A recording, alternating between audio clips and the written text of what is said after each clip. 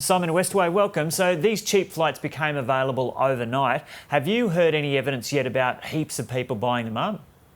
Oh, I think, Joe, a low fare gets people incentivised and engaged. The reality is, I think these fares will go relatively quickly, and it's a good first step. Our organisation's called out this morning that we need to, in essence, expand the program as part of really trying to get a number of stepping stones back to getting the visitor economy back to where it needs to be. The Australian tourism industry lost the best part of $90 billion in 2020. It's the biggest free-falling employment sector in the country in terms of those working in tourism and hospitality and accommodation. And we've got a long way to go. The international border, as we all know, is still hard closed. At time to time, we're going to have these difficulties around the hotspot situation, which is currently transpiring through southeast Queensland down through the Byron. So we need to have some positivity out there. These fair arrangement, we hope it works, and importantly, it does need to expand. I think the clear point we want to make here is that all Australian capital cities, where the bulk of people travel to and from, and all centres should be able to participate in a future program, and we're calling for more support here as we move forward. So to what extent should it be expanded? Go into that for a bit more detail with us.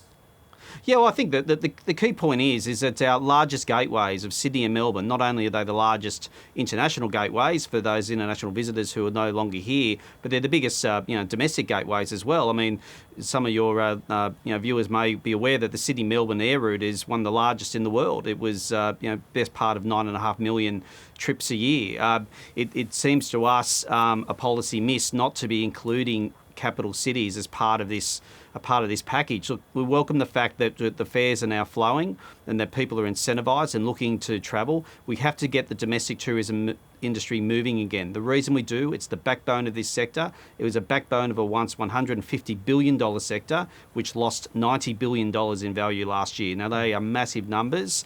It's pretty clear cut. A lot of people have lost their jobs, but at the same time, tourism, that broader visitor economy, can be stimulated and can be incentivised, and we hope that programs like this are not only accepted, but in fact to look to be expanded, such as through the May budget. Yeah. And so is this program, though, the right way to go to stimulate more activity in this sector, or should things like JobKeeper be extended for the tourism sector? That's a great question, Joe. This should be one layer.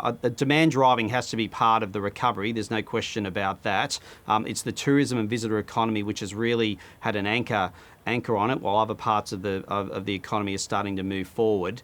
We do need to see ongoing, direct, well-targeted but specific support for tourism enterprises, particularly those, and indeed in some other sectors which have been badly affected by the international border closure, to be able to reset, to keep key staff, to be able to move forward. There's numerous examples. Global ballooning here in Melbourne is an iconic product. 70%, in fact, probably close to 80% of its business used to be international travellers. It was promoted around the world. It's the only city in the world where you can actually fly an air balloon safely across its CBD with full approval. That product is struggling because it doesn't have the international support, and whilst there is a domestic market and they're trying very hard to pivot, they and numbers of others of these tours and attractions around the country, which attract the visitors, which get people spending, which make Australia the great destination it is. We've got to look at ways of better supporting these businesses as they try to reset and try to get through the other side as the vaccine rollout occurs, and that hopefully in time we can have more open and seamless borders here at home as well as abroad. And so is extending a JobKeeper-like wage subsidy for a business like that ballooning business that you just mentioned in Melbourne